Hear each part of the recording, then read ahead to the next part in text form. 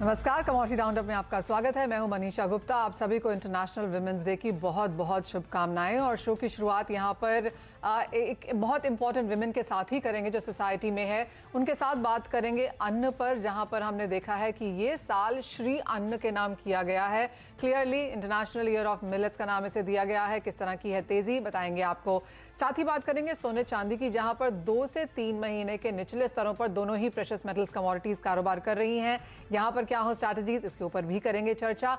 साथ ही साथ बात करेंगे यहां पर खाने के तेलों की, जहां पर अब इंपोर्ट कम होने की उम्मीद है। इन सभी पर बात करने के लिए हमारे साथ हैं इंडिया मिलेट मिशन की फाउंडर शर्मिला ओसवाल, लाला जुगल किशोर ज्वेलर्स की director Tania Rastogi, gold mart jewellers की एमडी संगीता लालवानी। और ब्रेक के बाद बाकी कमोडिटीज पर भी हम चर्चा करेंगे। लेकिन सबसे पहले विमेन स्पेशल विमेन पावर को यहाँ पर बधाई हो, और आप सभी को बहुत शुक्रिया आज सीएनबीसी आवाज के लिए समय भी निकालने के लिए। शर्मिला, आपसे ही शुरुआत कर लेते हैं। और आपको मिलेट फाउंडेशन फाउंडर हैं आप यहाँ पर, और मिलेट्स का ये साल है। हमने देखा है मिलेट्स काफी डिजर्विंगली फाइनली यहाँ पर भारतीय बाजारों में, इंटरनेशनल मार्केट्स में अपनी पहचान बनाता हुआ।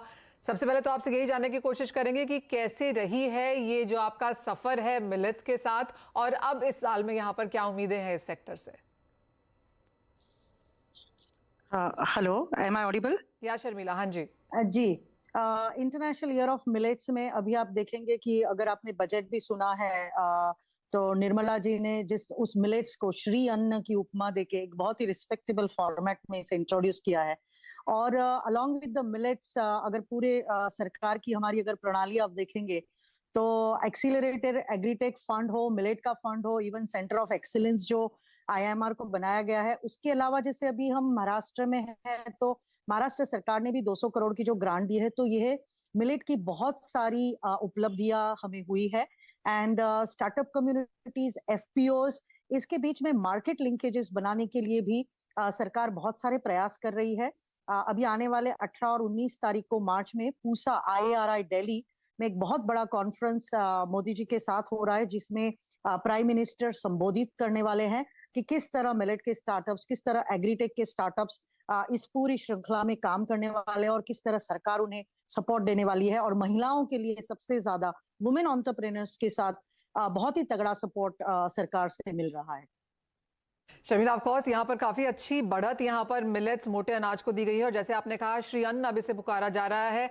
लेकिन ये भी आपसे जानना चाहेंगे कि आपका सफर एज अ महिला इन दिस सेक्टर कामकाज के लिहाज से कैसा रहा। इनफैक्ट पिछले 20 सालों से इस सेक्टर में मैं काम कर रही हूँ, पर पिछले 2 साल से स्पेशली इवन मिलेट ईयर जब से शुरू हुआ है, हमें बहुत ज्यादा, इनफैक्ट जिसको कहेंगे सर पे हाथ भी रखा हुआ है, हैंड होल्डिंग, इंक्यूबेशन, सपोर्ट, हर चीज में, मतलब इवन सेलर बायर मीट्स जो है, मतलब हमें बिल्कुल रिस्पेक्टेबल वे से, and as a women entrepreneur बहुत special, I mean with the care and concern, मतलब आज तक ये कभी मतलब अनुभव नहीं रहा है। और ये मैं बिल्कुल फक्र से कहना चाहूंगी कि अब की तारीख, मतलब आज की तारीख में महिलाओं के लिए स्पेशली मिलेट डोमेन या मिलेट या क्षेत्र जो है महिला एंटरप्रेन्योर्स के लिए बहुत ही अच्छा है। और me as a women entrepreneur, the journey is been amazing. And मैं तो बताऊंगी कि मेरे लिए सिर्फ आज वुमेन्स डे नहीं है, every day is women's day, because I am a proud daughter of soil and the milletpreneur, जो कि हर भारत की महिला ये बन सकती है और बनने का जज्बा रख सकती है। एक्चुअली यही एक जज्बा है जो सभी को यहाँ पर रखना भी है, और हमने बहुत सारी इसकी पॉजिटिव क्यूज, वाइब्स भी यहाँ पर बाजारों में आते हुए देखी हैं। शर्मिला, बहुत शुक्रिया आपका साथ जोड़ने के लिए। हमें मालूम है कि आपकी एक और भी यहाँ पर वेबिनार है जिसके लिए आपको जाना है, लेकिन बहुत शुक्रिया आज यहाँ पर समय निकालने के लिए। तो मुड़ेंगे यहाँ पर एग्री सेक्टर से गोल्डन गर्ल्स की तरफ, और हमारे साथ अब यहाँ पर तानिया रस्तोगी और साथ ही साथ संगीता लालवानी भी हैं। आप दोनों का बहुत शुक्रिया साथ जोड़ने के लिए। और जेम्स एंड ज्वेलरी की जहाँ पर बात आती है, ये माना जाता है कि 90% यहाँ पर विमेन बायर्स हैं, लेकिन अब विमेन यहाँ पर इस कारोबार को चलाती भी हैं, क्रिएट भी करती हैं, क्यूरेट भी करती हैं। तो तानिया, आपसे ही पहले जानना चाहेंगे, सबसे पहले तो कैसा रहा आपका ये सफर, और प्राइसेस में और बाजार की बारे में तो यहाँ पर बात करेंगे ही, लेकिन आप कैसे देखती हैं अब इस मार्केट को इवॉल्व होता हुआ? देखिए, आई फील कि अपनी हमारी jewellery industry is actually a very close knit industry. We have all grown up. अगर आप देखेंगे ज्वेलरी इंडस्ट्री में यूजुअली सक्सेशन रेट 3% है इंडिया में, हमारे यहाँ 18% है। मतलब सब लोग जनरेशनल एक दूसरे के पेरेंट्स को जानते आए हुए हैं। So we grown up together, our parents have known each other, our generations have known each other. So हम लोगों को शायद इस इंडस्ट्री में बाहर का मैं ये सेम है ऐसा नहीं कहूंगी, लेकिन हमारी इंडस्ट्री में women have been very well protected and very well celebrated, I would say. जरूर मैं हाँ, it is male dominated industry. यहाँ पे विमेन होने का एक एडवांटेज डिसएडवांटेज दोनों रहा है। थोड़ा आपको मेहनत ज्यादा करनी पड़ती है अपने आप को प्रूव करने के लिए कि आपको कोई सीरियसली ले, बिकॉज यूजुअली बच्चे जान पहचान के होते हैं कि अरे चलो उनकी बेटी है। But once you prove you are really they very chivalrous, our industry is very chivalrous. तो आपको बहुत ज्यादा रिस्पेक्ट मिलती है, आपको बहुत ज्यादा एक्स्ट्रा अपॉर्चुनिटीज मिलती हैं इसमें। There is no hold, there is no cut throat competition anyways. So it's been a beautiful journey, I would say. Also I think gold specially India में रह के इस इंडस्ट्री से जुड़ना is a great I think benefaction मैं कहूंगी, क्योंकि सोना इंडिया में ऐसी कंट्री है जहाँ पे उसको पूजा करते हैं, देवी जी का रूप मानते हैं, लक्ष्मी जी का रूप मानते हैं। पूजा में सोने के सिक्के हम लोग जरूर रखते हैं, और उसका बेसिस इस वजह से है कि gold is the only asset which is all like an expense, it's a luxury expense. Government likes to call it कि हमारा ये लग्जरी एक्सपेंस में आना चाहिए, पर वो एक्चुअली भी इन्वेस्टमेंट है। तो इससे खूबसूरत खर्चा और क्या हो सकता है। एंड प्लस आने वाला टाइम जो मेरे ख्याल से आएगा, आप देख ही रहे हैं, जो gold has become extremely dollar sensitive right now. तो जब तक वो the minute you know we can see कि जितनी बार mister Powell gives that hawkish tone, तो वो हमारे को वापस डॉलर एकदम से उछलता है और गोल्ड को नीचे कर देता है, बट वो ज्यादा दिन फैक्टरिंग नहीं रहता है। The minute it is factored in and then again it's gold is like trying waiting to just bounce back. तो आई थिंक 2023 के अंदर वो बहुत ज्यादा कितना खींच सकते हैं, 6% का उन्होंने एक्सटेंड बता दिया है। बहुत ज्यादा लंबा टाइम नहीं बचा है जहां गोल्ड इज वापस going to take off, and it should be a very very good year for our industry. जी हाँ, वॉल्टिलिटी तो यहाँ पर सोने में बहुत ज़्यादा है। अब हफ्ते भर में 50 से 60 डॉलर की मूव हम यहाँ पर सोने में बनता हुआ एक आम बात होने लगी है। लेकिन जैसे आपने तानिया कहा भी कि अगर गोल्ड एज एन इंडस्ट्री को यहाँ पर देखें तो विमेन अब यहाँ पर काफ़ी फोर फ्रंट पे आने लगी हैं।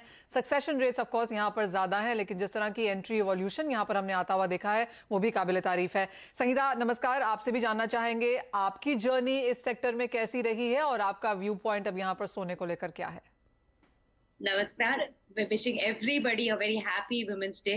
सभी महिलाओं को, आपको और सारे पैनलिस्ट को भी इंटरनेशनल वुमेन्स डे की बहुत सारी शुभकामनाएं। आज होली का त्योहार भी है, तो what a beautiful way. I wish everybody bright colours in their lives. रही बात हमारी जर्नी, so we started the business together, we are founder members. मैंने और मेरे हस्बैंड ने गोल्ड मार्ट ज्वेलर्स पूना में शुरू किया। We started it in 2000। तो इनिशियली बहुत टफ था Manisha, because being a founder members, so it was very very tough. जब हम Zaveri बाजार जाते थे, I was the only woman walking around with the karagirs, with the craftsmen, and then people would not take you seriously. Especially जब हम कोई IIGS के show में जाते हैं या ज्वेलर्स के जो B2B के शोज में है, they would think you're a retailer, you know, एक consumer परचेज के लिए आया। Then when they start working with you, और धीरे धीरे जैसे काम करते गए, जैसे एस्टैब्लिश होते गए, फिर आपको अपने आप और इंडस्ट्री रिस्पेक्ट देता है। एंड फिर जब जैसा काम बढ़ते जाता है, then the gender bias falls down. It is then end of the day only the work that talks, कि तुम किस तरीके से तुम्हारा कामकाज करते हो, किस तरीके से तुम ऑर्डर्स प्लेस करते हो, तुम्हारा पेमेंट टर्म्स क्या होता है, उस हिसाब से automatically you have to work harder to get respect in any industry, whether it is in gold industry और एनी इंडस्ट्री। औरतों को I feel have to work that little bit extra to gain the respect, but that is fine. As and as you start working, अपने आप को respect आ ही जाता है। So it has been a very fruitful journey. Today you're an established player, but initial days you were not. तब वो initial days हमेशा याद रखता है आदमी। और जब तुम शुरू करते हो कोई चीज को, और जब उसको अच्छा establish होते हुए देखता है, तो उसका satisfaction ही अलग होता है। Especially if you've been a founder member. And in a completely new market, जहाँ पे आपका कोई family नहीं है, कोई ये नहीं है, you come to a new city and you set up a jewelry store. Absolutely. So it was tough. I will not say it was not tough. Absolutely. All of you need to be celebrated. आप लोगों ने अपनी जगह बनाई है, और जैसे संगीता आपने एकदम सही वर्ड्स यूज करे, चाहे वो क्रेडिबिलिटी है, पेमेंट है, हार्ड वर्क है, विमेन को थोड़ा सा एक्स्ट्रा करना पड़ता है to ensure that place in the men's world even as now, हम कह सकते हैं। लेकिन संगीता, कैसे देखती हैं आप सोने के प्राइसेस को अब, क्योंकि यहाँ पर फेड की स्टेटमेंट्स आ चुकी हैं, हैं, अच्छी खासी गिरावट फिर से देखने को मिली है, इन स्तरों पर क्या करने की राय देंगी? स्टिल से जैसे इन्होंने अभी पैनलिस्ट ने कहा अपने मेरे पहले से कि we look at gold prices definitely going up. जितना भी आप करो उसको एक थोड़ा गिराव आता है फिर वापस उछाल आती है। तो I don't see gold prices really coming down. हमने कभी सुना नहीं कि, मुझे याद है हमने जब गोल्ड मार्ट ज्वेलर शुरू किया था तब सोने के भाव थे 4,000 रुपया, 4,000 रुपये for 10 gram.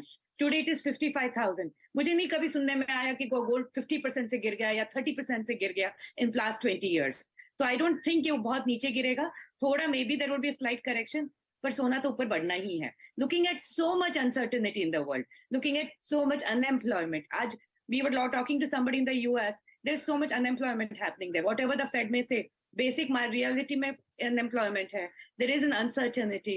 China is there, Ukraine is there. इतने uncertainty में the strongest asset is always gold, and gold will always go up. So my recommendation to everybody is कि gold एक ऐसा asset है जो इसने हमेशा आपको returns दिया है, हमेशा एक investment दिया है. It's a safe haven. It will always remain and it will always be a safe haven. Absolutely. Break में जाने से पहले ताने आपका भी एक व्यू लेना चाहेंगे, क्योंकि सोने के भावों में गिरावट तो आई है, 55,000 के नीचे के स्तर गिरे हैं। आपको लगता है जो मांग थोड़ी सी ठहरी हुई थी दिसंबर जनवरी के महीने में, अब वो प्राइस करेक्शन के बाद यहाँ पर बाजार में फिर से आती हुई दिखेगी? मेरे ख्याल से ये जो करेक्शन है, I think it is completed. जितना करेक्शन आना था इस स्पेसिफिक इंसिडेंट से, that hawkish tone that he just took, वो आ चुका है, फैक्टर्ड इन हो चुका है कि अगले 2 मीटिंग्स में मिनिमम 25 बेसिस पॉइंट से तो बढ़ेगा ही बढ़ेगा, उतना फैक्टर्ड इन है। अभी यहाँ से सुना, अनलेस वो 50 का अनाउंसमेंट करे, अगर ऐसा हुआ तो जरूर गिरने की, सोना फिर से उस पर प्रेशर आ सकता है, वरना कोई ऐसी रीजन नहीं है कि अब हमारा सोना यहाँ से वापस बढ़ना ना शुरू करे। And it is very important also, क्योंकि सामने अक्षय तृतीया है मनीषा जी। हम लोग जितना धनतेरस पे काम करते हैं, उसके अलावा second most important day of the year for us is Akshaya Tritiya. सब बहुत मेहनत करके सब तैयारी करते हैं, सारी इंडस्ट्री में उसके लिए एनर्जी रहती है। तो I think by then we should have सोना ऑल्सो। बिक्री जो होती है वो हमारी जैसे गिरता है तब नहीं आती, गिरने के बाद बढ़ने का पहला जब वो स्टेप आता है, so that is when the gold का mobilisation, buying mobilisation starts, and I think that should coincide this time exactly with Akshaya Tritiya. So we should have a very good market around that. All right, तो golden days ahead, ये हमारा view है golden women से आता हुआ। बहुत शुक्रिया Sangeeta and Tanya, आप दोनों का साथ में हमारे यहाँ पे ज्वाइन करने के लिए CNBC आवाज पर, और एक बार फिर से आपको इंटरनेशनल विमेंस डे की बहुत बहुत शुभकामनाएं। आपको भी thank you so much. Thank you. इसी के साथ एक ब्रेक के लिए रुकेंगे, जब लौटेंगे तो बात यहाँ पर करेंगे खाने के तेलों की, क्योंकि यहाँ पर काफी सारी खबरें हैं। कैसे करें कारोबार, कैसे करें इसे एनालाइज, बताएंगे आपको। नमस्कार, स्वागत है आपका। और सनवन ग्रुप के CEO संदीप बजोरिया अब हमारे साथ जुड़ चुके हैं। संदीप जी नमस्कार। अच्छी खासी खबरें यहाँ पर खाने के तेलों में देखने को मिली हैं। सबसे पहले पाम से ही शुरुआत करेंगे, जहाँ पे भावों में अच्छी खासी गिरावट देखने को मिली है, और माना यह जा रहा है कि 1 महीने के डिक्लाइन के बाद पाम तेल का इंपोर्ट भारत में आगे जाकर काफी हद तक बढ़ सकता है। क्या है आपका एनालिसिस, किन नंबर्स के साथ आप काम कर रहे हैं? जी नमस्कार, मैं अभी मलेशिया में हूँ और ये पाम ऑयल की कॉन्फ्रेंस अटेंड कर रहा हूँ जी। आज 3 दिन से यहाँ 2000 डेलीगेट आए वर्ल्ड ओवर से, और 2019 के बाद 4 साल बाद आज हम एक दूसरे को, पुराने दोस्तों को मिल रहे हैं मेरे से और मीटिंग्स कर रहे हैं जी। पाम ऑयल में माहौल में मनीषा जी 600 रिंगिट का रन अप होने के बाद में हमने देखा कि लास्ट मंडे और आज के बीच में करीबन आप समझ के चलिए करीबन 150 से 200 रिंगिट नीचे मार्केट आया था। अब ये मार्केट जो है जाके स्टेडी हो रहा है, और यहाँ इंडोनेशिया में प्रोडक्शन की इशू भी काम है, बरकरार है, और मलेशिया का भी प्रोडक्शन बढ़ नहीं रहा है। ये सब बात को लेके पाम ऑयल में अब और घटना रुक जाएगा ऐसा लग रहा है। पाम ऑयल जो है वो CNF इंडिया ऊपर में $1060 तक ट्रेड हुआ था, वो आज सुबह ट्रेड हुआ था $1025 में। हमें लग रहा है $1000 से $1075 के बीच का मार्च अप्रैल शिपमेंट का पाम ऑयल, CNF का क्रूड पाम ऑयल का रेट रहेगा। सोयाबीन ऑयल में हमने देखा लास्ट नाइट गिरावट आई है, और सोयाबीन ऑयल में करीबन $1200 का रेट हो गया CNF इंडिया। मार्च से जुलाई तक एक प्राइस होगी सोयाबीन ऑयल में। तो संदीप जी, क्योंकि आप मलेशिया में हो और पाम ऑयल कॉन्फ्रेंस में ही, और आप लोग सब वहां पर हैं, तो आगे जाकर अगर प्राइसेस का क्या व्यू बन रहा है, प्रोडक्शन का और इंडियन इंपोर्ट्स का, अगर ये 3 नंबर्स शेयर कर सकें। 47.5 मिलियन टन इंडोनेशिया का प्रोडक्शन अभी आज एनविसाइज हुआ इस कॉन्फ्रेंस में। 19.9 मिलियन टन का मलेशिया का प्रोडक्शन का इस कॉन्फ्रेंस में फाइनल हुआ है। और ये सब बातों को देखते हुए और आगे जाके हमारी, लेकिन आगे जाके मैं लग रहा है पाम की कीमतें जो है वो अगले 3-4 महीने जो है स्पेशली मार्च और अप्रैल तक तो गुंजाइश नहीं है, क्योंकि अर्जेंटीना में जो सोयाबीन की फसल थी वो क्रॉप था जो लास्ट ईयर 44-45 मिलियन होता था, ये साल पहले 35 होगा, 30 होगा, आज नंबर आ रहा है यहाँ 25 मिलियन ही होगा। अर्जेंटीना में फसल में 20 मिलियन टन की रिडक्शन दिख रही है बिकॉज ऑफ द बहुत ज्यादा हॉट एंड ड्राई वेदर। और इंडियन मार्केट्स में संदीप जी कितना इंपोर्ट आता हुआ देखते हैं, क्योंकि पिछले क्वार्टर में, साल के पिछले क्वार्टर में तो बहुत ज्यादा इंपोर्ट हुआ था। इस क्वार्टर में अब क्या नंबर्स रह सकते हैं और अगले क्वार्टर के लिए क्या एक्सपेक्टेशन है?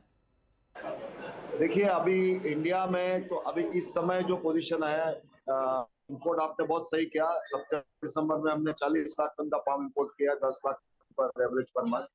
जनवरी में हमने 7.25 किया, फरवरी में 5.5 किया। मार्च से लेके मार्च अप्रैल मई जून में 4 महीने में मुझे लग रहा है इंडिया का इंपोर्ट करीबन 6 से 7 लाख टन पर महीने का रहेगा, which is good enough to cater our demand। हमारे पास रेपसीड सरसों की क्रॉप है, उसको प्रोडक्शन हमारे सामने तो करीबन 105 टन लग रही है as much as last year. तो पहले 15-20 लग रही थी गर्म मौसम के कारण, उसमें भी थोड़ा रिडक्शन हुआ है। अच्छी रेपसीड सरसों की फसल होने के कारण में 6.5 से 7 लाख हर महीने हमारे पास मार्च से लेकर जुलाई तक पाम का इंपोर्ट रहेगा। सोयाबीन का इंपोर्ट हमारे पास में मैं समझता हूँ करीबन on an average 3 lakh ton हर महीने रहेगा, और सनफ्लावर का इंपोर्ट हर महीने 2 लाख टन रहेगा। पॉइंट तो टेकन। इस तरीके से 5 टन सॉफ्ट और करीबन 7 लाख टन 12 लाख टन हर महीने का इंपोर्ट मेरा मार्च से लेकर जुलाई तक हो रहा है। Point taken. तो काफी सारे नंबर संदीप जी क्लियरली वहां से निकल के आए हैं। बहुत शुक्रिया मलेशिया में कॉन्फ्रेंस से बाहर निकल के हमारे साथ सीएनबीसी आवाज के साथ बात करने के लिए। We really appreciate your time.